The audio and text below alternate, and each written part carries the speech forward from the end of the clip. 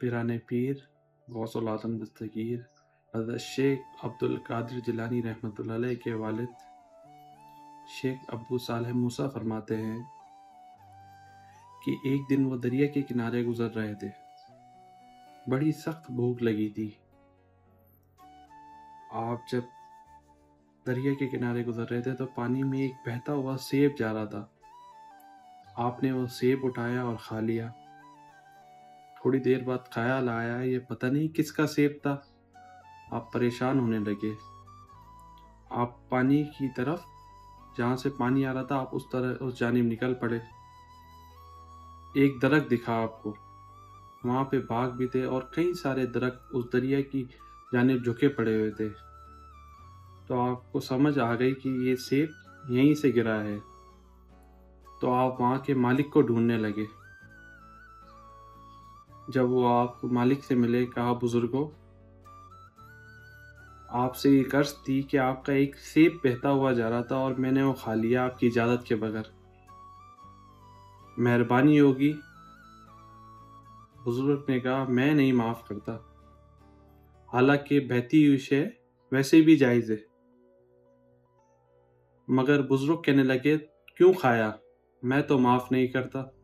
حضرت غوث العظم دستگیر جیلانی رحمۃ اللہ علیہ کے والد نے کہا کہ بابا جی کیسے معافی ہوگی پھر؟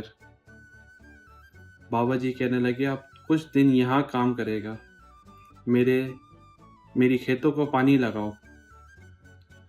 آپ سید گھرانے کے چشم و چراغ، خوبصورت نوجوان، چڑھتی ہوئی جوانی، آپ کھیتوں کو پانی لگانے لگے۔ کئی مہینے گزر گئے۔ آپ نے بابا جی سے کہا بابا جی اب معافی ہو سکتی ہے؟ کہا نہیں ابھی بھی معافی نہیں ہو سکتی۔ تو کہا کس طرح معافی ہوگی؟ تو بابا جی نے کہا میری ایک بیٹی ہے، آنکھوں سے اندھی ہے، کانوں سے بہری ہے، زبان سے گونگی ہے اور ٹانگوں سے لنگڑی ہے، بس سانس چلتی ہے، اگر تو شادی کر لے تو پھر معافی دے دوں گا۔ غوث پاک کے والد کہنے لگے مجھے قبول ہے۔ آپ نے کہا جو میں نے رزق کہا ہے مجھے وہ پاک بھی کرنا ہے، مجھے قبول ہے۔ نکاح ہو گیا، حملہ عروسی میں گئے آپ۔ رات کمرے میں داخل ہوئے تو آپ نے دیکھا آنکھوں سے دیکھنے والی، کانوں سے سننے والی، زبان سے بولنے والی اور ٹانگوں سے چلنے والی عورت کو دیکھا، اونٹ سے ملتی جلتی عورت کو دیکھا۔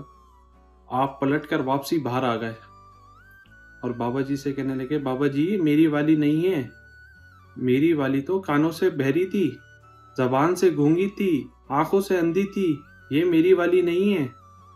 حضرت غوث پاک رحمۃ اللہ علیہ کے نانا کہتے ہیں کہ بیٹا اندھی اس لیے کہا تھا کبھی اس نے اپنی آنکھوں سے غیر محرم کا چہرہ نہیں دیکھا، اور گونگی اس لیے کہا تھا کہ کبھی اس نے غیبت نہیں کری، کبھی چگلی نہیں کری، میں اس کا پیار کرنے والا باپ ہوں، اس نے کبھی مجھ سے مطالبہ ہی نہیں کرا، یا تو اس کی زبان پر خدا کا ذکر رہتا ہے اور یا تو محمد عربی کا درود رہتا ہے۔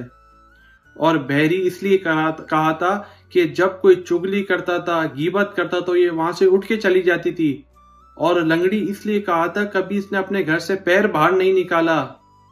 حضرت غوث العظم دستگیر جیلانی رحمۃ اللہ علیہ کے والد کہتے ہیں کہ میں نے اللہ کی رضا کے لیے ایسی عورت سے شادی کری اور اللہ تعالیٰ نے پھر مجھے غوث العظم دستگیر جیلانی رحمۃ اللہ علیہ جیسا بیٹا عطا کرا۔ سبحان اللہ، سبحان اللہ۔